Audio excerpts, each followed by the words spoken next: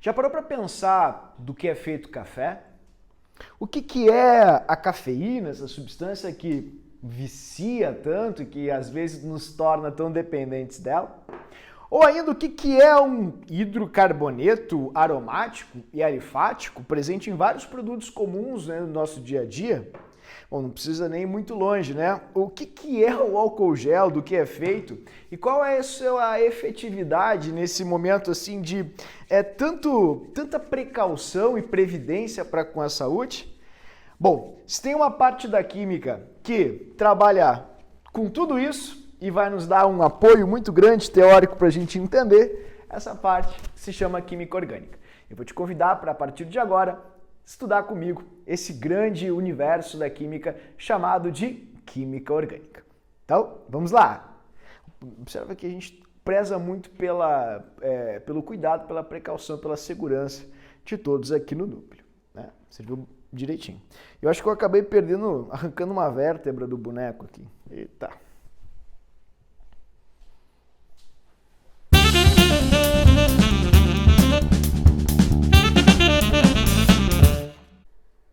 Queridos, olá, tudo bem? Espero que todos estejam muito bem. Iniciaremos agora uma das partes mais intrigantes, fáceis, por incrível que pareça nas provas, e que também é mais benquista pela maioria dos alunos que passaram ou estão passando pelo ensino médio na disciplina de Química. Eu estou falando da química orgânica, que tem desde questões muito fáceis até mais fáceis ainda, e sim tem um terreno pantanoso chamado de reações orgânicas, que é de fato bem difícil.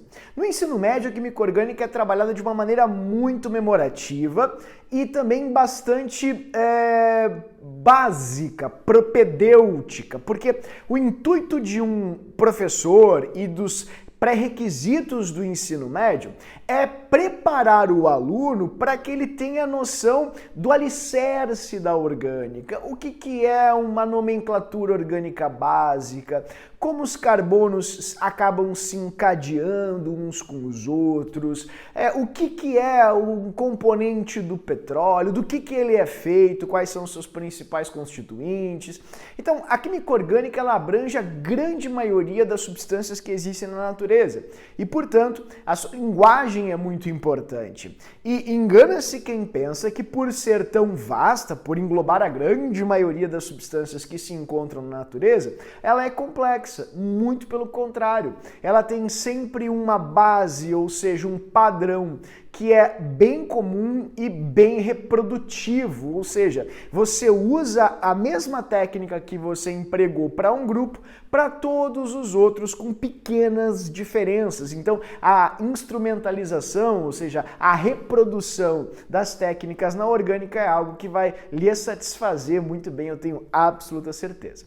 Então, vamos iniciar esse livro novo, vamos iniciar esse novo campo da química, que é um campo extraordinário, na minha opinião, é a parte da química que eu mais gosto, que é justamente a química orgânica. O professor fez um itineráriozinho aqui para você e veja, hoje é a nossa aula 1 de química orgânica, né?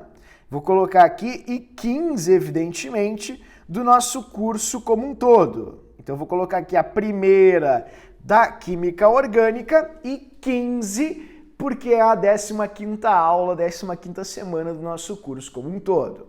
Nós começaremos com uma parte bem simples da química orgânica, que é uma parte de identificação e de dedução do carbono. E entraremos numa parte teórica também, que para muitos é um tanto quanto confusa e incompreensível, mas o professor vai tentar te ajudar a fazer com que ela se torne um pouco mais acessível e um pouco mais concreta. Então, vamos lá, o professor vai parar de falar e vamos começar a trabalhar. Isso vai estar no seu caderno, no seu livro de química, na página de número 7. Na página 7 você tem justamente a introdução à química orgânica, ok? Então, me acompanha, por favor. A química orgânica é uma parte muito especial da química porque ela estuda, em particular, compostos provenientes de um elemento. Sim, só tem um elemento na natureza que é capaz de fazer inúmeros e inúmeros compostos diferentes, porque ele tem uma pluralidade de possibilidades de ligação ou de ligações diferentes, desculpa, impressionante, incomensurável. Nós não temos ideia da plenitude, ou seja, de todos os compostos que podem ser oriundos, obviamente, do elemento carbono, que é o tijolinho dessa grande construção chamada química orgânica.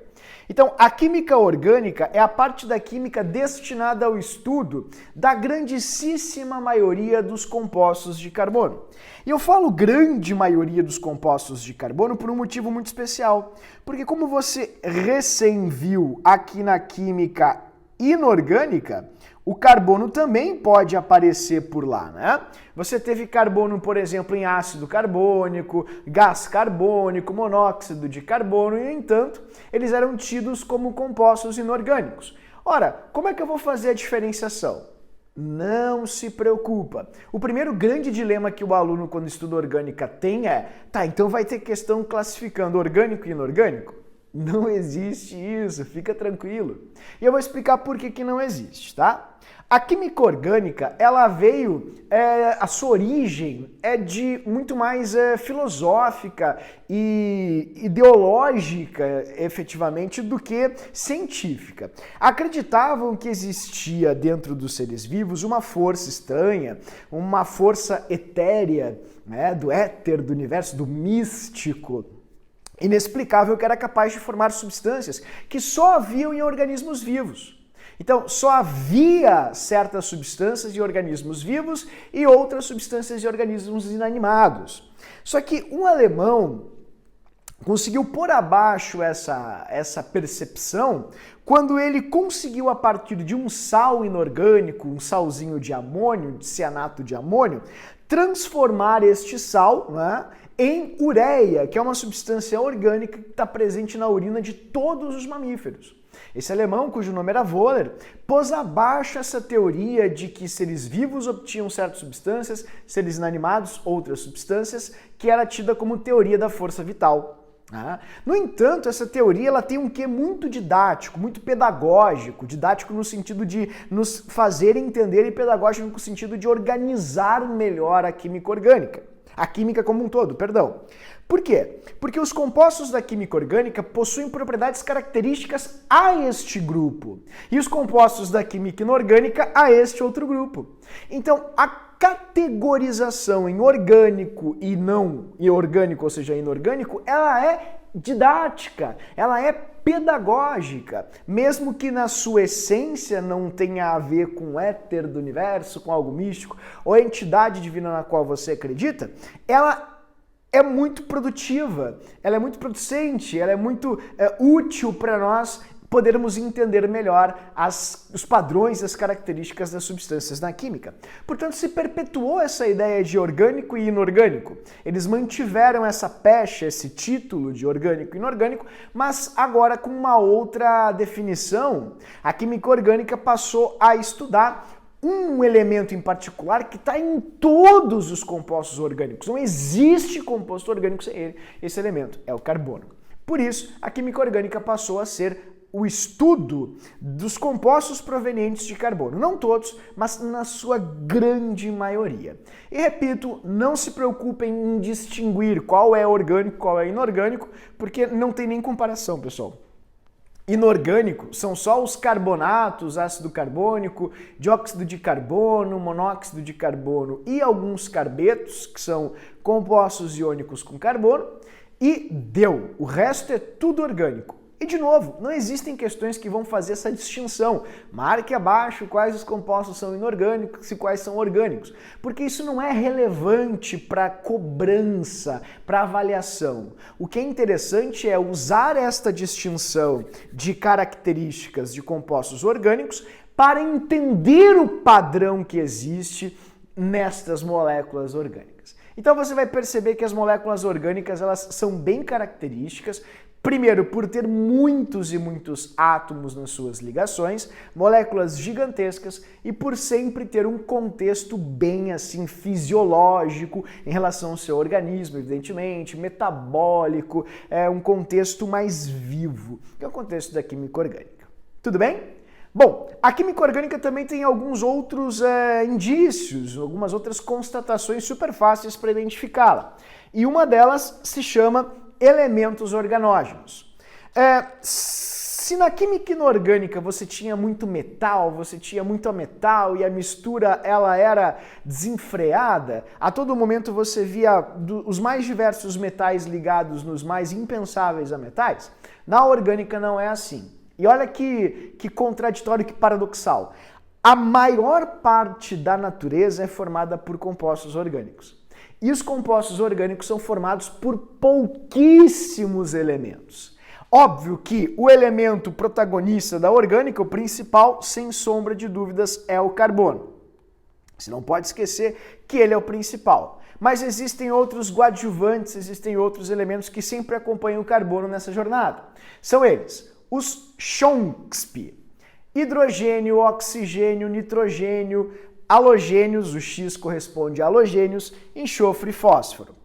Eu não quero com isso dizer que não pode haver um outro elemento na química orgânica. Veja, não é isso que eu disse. Ou não foi isso que eu disse. Eu só quero dizer que estes elementos são, sem dúvida, os majoritários nas moléculas orgânicas. Se você pega uma proteína, um lipídio, um açúcar, você só vai encontrar estes elementos aqui praticamente. Se encontrar um outro elemento, vai ser num momento assim pontual de exceção, porque majoritariamente essas substâncias são formadas por Chomsky. Tudo bem? Então, os Chomsky, que são os elementos organógenos, são os elementos constituintes da química orgânica. E, por favor, não procure o elemento X, né? Porque o elemento X nada mais é que uma representação dos elementos halógenos ou halogênios. Flúor, cloro, bromo e iodo. Esses elementos aqui, como tem uma variação, um comportamento, não variação, perdão, padrão, você vai utilizar uma representação também padrão para se referir a eles, ok? Bom, o que é muito importante nesse momento é saber ver a valência de cada um destes elementos. Como assim valência? A química inorgânica ela bebe muito na fonte das ligações químicas estudadas no livro 1, a partir da aula 9, 8 ou 9. Perceba que lá nas ligações químicas a gente começou a ver por que os átomos se combinam, quais são os padrões nessas combinações, e isso vai explicar e muito estas combinações entre átomos organógenos. Por isso é essencial que você saiba quais são as limitações, entende? Quantas ligações o carbono pode fazer, o enxofre, fósforo, nitrogênio e assim por diante. Portanto, vou te convidar a verificar isso. Para você ver quantas ligações esses átomos podem fazer, você precisa constatar os elétrons de valência que eles possuem. Ó, o carbono tem 4 elétrons de valência. Se ele tem 4 elétrons de valência, para ficar com 8, ele vai precisar de mais 4. Então, o carbono, gravem essa palavra, é tetravalente. Ele sempre fará 4 ligações. Tudo bem? Ó, vou colocar aqui para você, ó, deixa eu colocar assim para ti, ó, 1, 2, 3 e 4. 2, 3 e 4. Acho que agora foi aqui. Foi, 4. O carbono é tetravalente. Ele sempre fará 4 ligações. Então isso é bem importante, vou escrever aqui em cima para ti, tetravalente. Como o carbono é o principal, por favor não esqueçam dessa tetravalência que ele possui. Tá? Ele é sempre o principal elemento, o que você deve ver primeiro antes de qualquer outro, e portanto é essencial que você lembre que ele vai fazer 4 ligações independentemente da circunstância, do elemento que está ligado a ele ou da situação em que ele se encontra. Por isso, nunca faça um carbono com 3, nunca faça do seu carbono um carbono com 2 ou com 5 ligações. O carbono sempre terá 4 ligações e por isso ele é tetravalente. Kekulé, que foi um químico muito importante para a química orgânica, ele teceu um postulado. E o seu postulado continha alguns, como posso lhes dizer, algumas diretrizes, pensemos assim, alguns problemas de pesquisa que geraram em certas conclusões. E a primeira é, na química orgânica, o carbono é tetravalente. E todas as ligações dele são equivalentes. Ou seja, a ligação que você tem aqui em cima, ela não é diferente da ligação que você tem aqui embaixo. E da ligação que você tem aqui, muito menos da ligação que você tem aqui. Elas são todas equivalentes. Então, se eu te pedir assim, ó, coloca um hidrogênio para mim nesse carbono. Onde é que você vai colocar o hidrogênio? Não sei, eu acho que eu vou colocar ele aqui. Tanto faz. Porque você pode girar essa molécula. É o que literalmente o Kekulé quis propor ao aluno. Hoje a gente tem muitos recursos que nos auxiliam a enxergar melhor as coisas. Mas antigamente, obviamente, isso era muito limitado.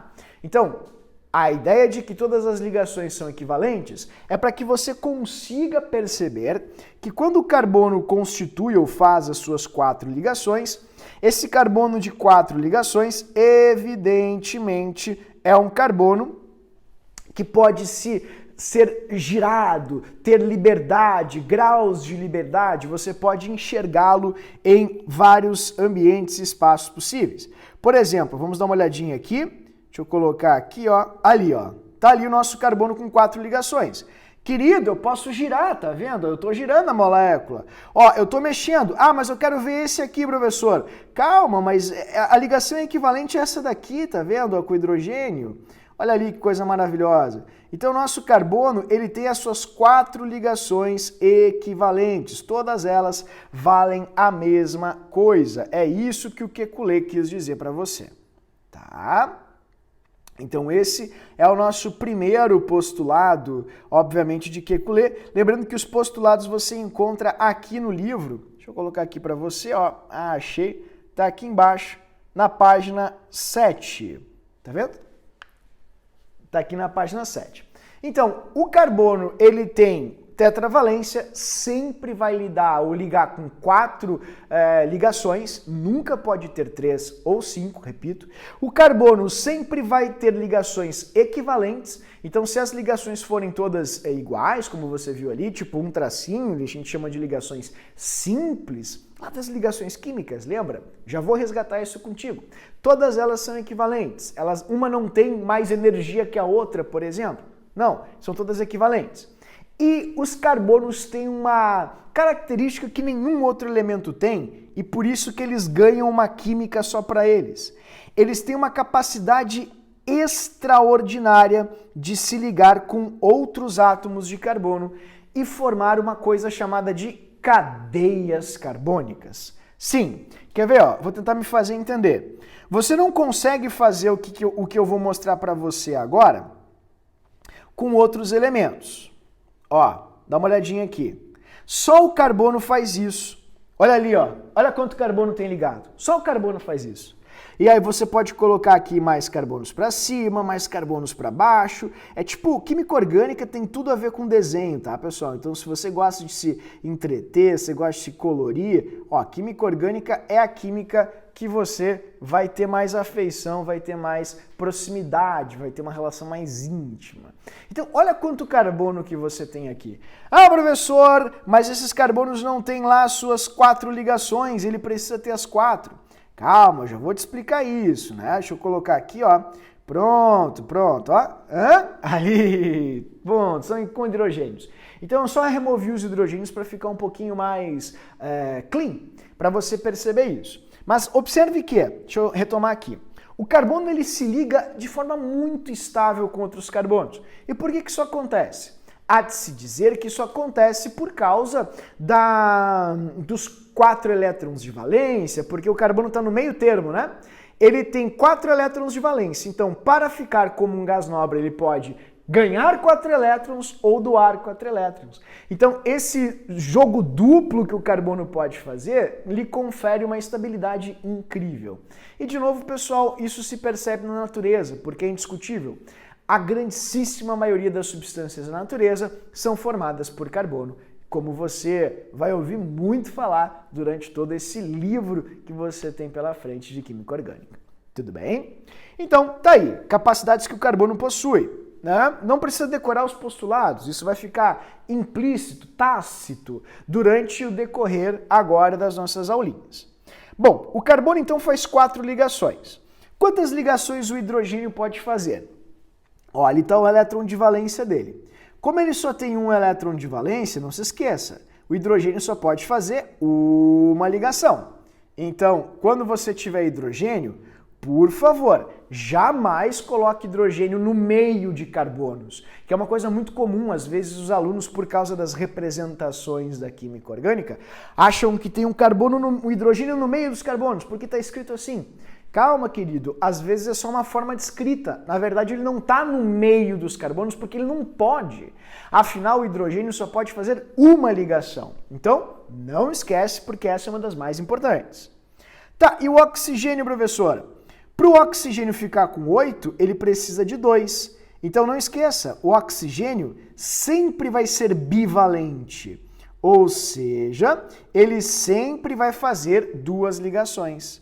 Pode ser com átomos separados, pode ser duas ligações com o mesmo átomo, mas ele tem que ser bivalente, pois a valência dele é 2. Ou seja, ele precisa de 2 elétrons externos para atingir o octeto. E isso é uma coisa legal na orgânica. Na orgânica você não vai ter exceção ao octeto ou coisa assim. Não, a orgânica é mais simplesinha, porque lida com os elementos mais, como posso lhes dizer, mais simples, mais basais que a natureza tem, que são os Chomsky, certo? Então isso é muito bom, porque eles obedecem ali bonitinhos ao octeto, então é uma alegria. Você não vai ter nenhuma excentricidade ou algo do tipo.